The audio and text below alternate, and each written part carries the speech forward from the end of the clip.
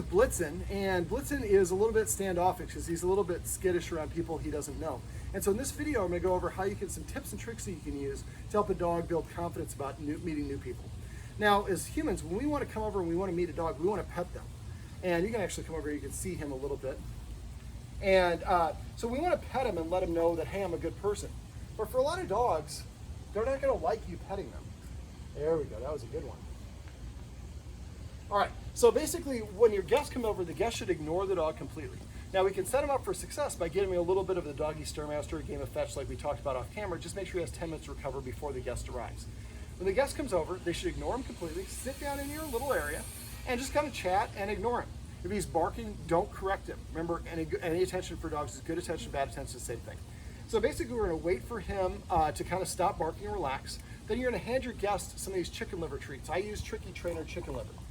And you might also use the crack. We'll try to get some crack and try a little bit later. I call it crack because dogs fiend for it. Steven's freeze-dried beef liver is what it is.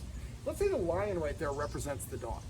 So what I'm going to do is once the dog is kind of settled down, and a dog indicates that by sitting or lying down. If it sits or lies down, it's pretty relaxed. So then the guest's going to take a treat and going to throw it halfway distance between them and the dog. And we're not going to say, come and get it. We're going to make sure the dog sees us, but we're just going to offer it halfway. And we're just going to ignore and continue our conversation. If after a minute the dog won't come over to get it, let's say this is 50% halfway, then I take another treat and throw it about 75%, so it's closer to the dog. If the dog only just takes a lean towards it to lick up the treat, that's progress. Then you throw another one in the same spot. Eventually you want to throw it a little bit closer this way, a little bit closer this way. We want the dog to practice approaching the person. The person doesn't engage, doesn't look at them, doesn't try to pet them, and doesn't give them any direction. The dog's doing all this on their own volition. And every time he approaches, good things happen. So after a while, the dog's like, instead of not liking people, actually like when new people come over because it rains treats from the ground. Now, if the dog is too skittish for that, you can use a clicker. A clicker is to indicate exactly the second the dog did what you want. So if I want to use a clicker to teach a dog to sit, I would say sit. As soon as the butt hits the ground, I click, and then I would give it a treat, and then I would say the command word. Did you guys ever do any clicker training?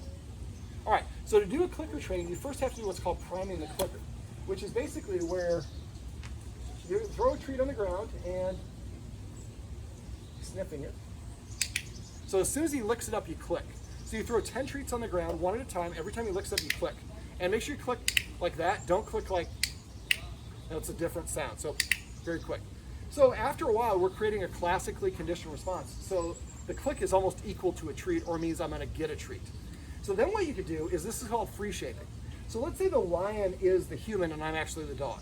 And somebody else is over here with the clicker. So what I'm gonna do is I call this click for looks. So I'm the dog, I'm kind of hanging out, checking out the house, beautiful day, looking at the neighbors. So as soon as I look at the dog, in this case, the dog looks at the person, whoever the person is, one of you two with the clicker clicks. And so one of you has to watch the dog the whole time. Have your conversation with your client or with your guest, but watch the dog. At first it'll be accidental, and the first like 3 to 6 usually take about 2 to 4 minutes before they start kicking in. After a while, the dog's like, every time I get a treat. And then they start staring at the client. This is one of the things I do as a dog psychologist. If I have a dog that doesn't like something, I break it down to the easiest version of the activity possible, and then I break it down individual steps of the activity. So the easiest version is the guest comes over, I've been exercised ahead, and the guest isn't interacting with me at all. And then all I do is every time I look at the guest, I get a treat. Now after a while, when the dog hears this, it's gonna look at whoever made the sound to get the treat. So now the dog's looking at the person, they click, and then you look away, and then they get rewarded, and what I would say is I would assign the name of the person. So let's say it's George over there. So every time I look, George, treat in the mouth first, here's the command word after. So now, after a while, the dog's just staring at George because that gets me treats. So then I would go to what I described earlier. You try to do the treat tossing first, but if it doesn't work, then I do the click for looks. You can also do the click for looks when people are coming by your house. He's coming over, I'm gonna click for there we go. And so he barks when people come by the house. Well, when he barks at people coming by the house, the people leave. Now he doesn't realize they're just passing by the house, so he thinks his barking made them leave. So that validates the dog. So what I would do instead is have a clicker. Now the idea is to find, actually your setup in your house, we're not going to show it because we don't want it for privacy purposes, but they have like kind of a carport. And basically, so it kind of blocks the ability to see. So if I'm in the carport, I can only see the people when they come into my line of view here to here, which is only probably about 17 steps or so. So I'd have you guys sitting here by on this end of the carport and doing the click for looks. Have him on a leash, have that open so he can get there, but he's on a leash, no cars in your driveway. And have one of the people out in front to make it a little bit easier, or do it on days where you have a lot of people there. So the person out front, maybe if I cough, that means somebody's about to come in view. So you're kind of hanging out with the dog, you have the treats, and as soon as somebody coughs, you look down, and as soon as, and he's kind of like this, and let's say the people are walking here and the dog's like this, click, and then I look away and I'm getting the treat, and you can kind of deliver the treat at this pace. By the time you give them the treat, I give them another treat, and I look back to the people, they're gone. They've cleared the visual space. So now if I look at guests when they come by, I get a treat, and when I get done getting the treat, I look and they're gone. So it accomplishes the same thing that I'm trying to accomplish, but without the barking. However, if he barks, he can't get a treat. If he barks, you have to keep on moving him back further and further away, because anytime your dog is reactive, the best thing you do is increase distance. So keep on increasing the distance until you get him to sit and take a treat as somebody passes by. And let's say this is 15 feet away from this side of the portal. Well, after you do that for maybe 15, this is maybe 2 to 3 minutes. And let's say next time you go to 14 feet and practice again, then 13, 12, 11, 10. So gradually, and let's say we go from 10 to 9, at 9 he just stops taking treats.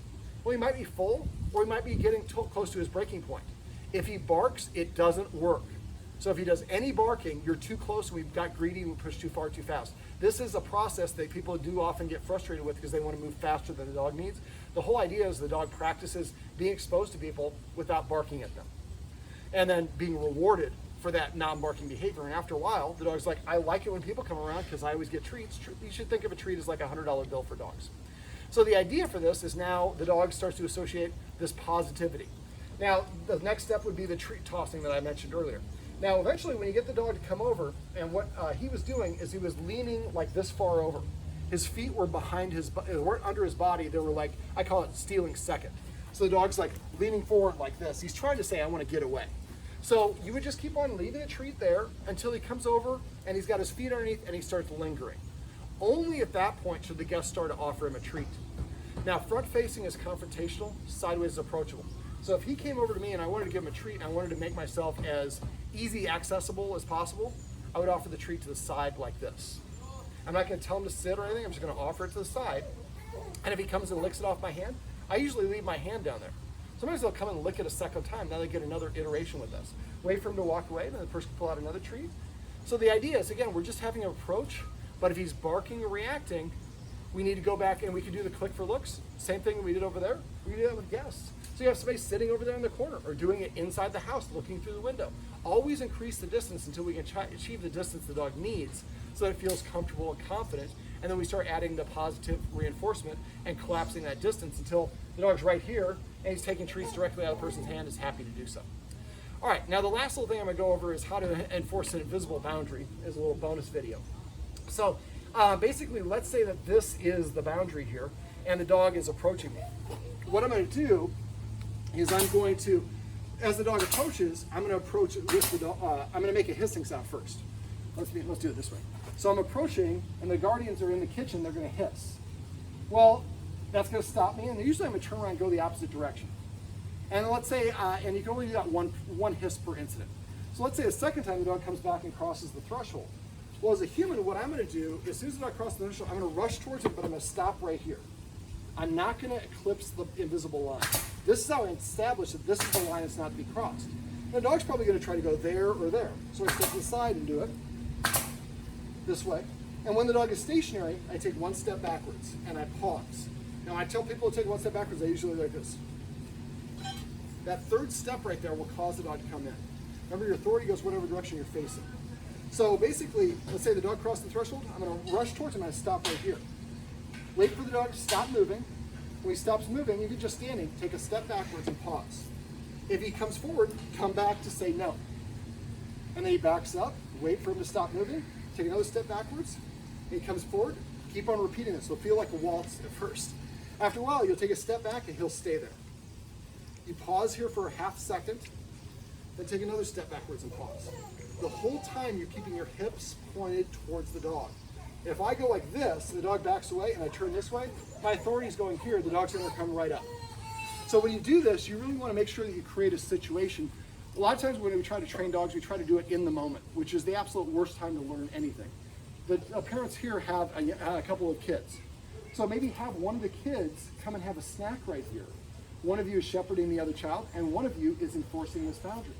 So now we use the activity that we're going to do every day anyways, having the kids have a snack, but we're incorporating a little bit of an exercise. And what will happen eventually, the dog, Blitzen, will just come and hang out right here, because I'm not coming in the yard or in the area, because every time I do, you guys come and correct me. After a while, the dog will sit or lie down outside the boundary. When it does that, you do not have to go treat it. That's kind of the expected behavior. All right, well, I would say that here's Blitzen. Yeah, he's coming, he's following Mom. All right, one last little tip. Does he follow you in the bathroom? Don't do that. If your dog follows you around everywhere, it's the beginning of separation anxiety often. And they often go into a panic state when they're left alone.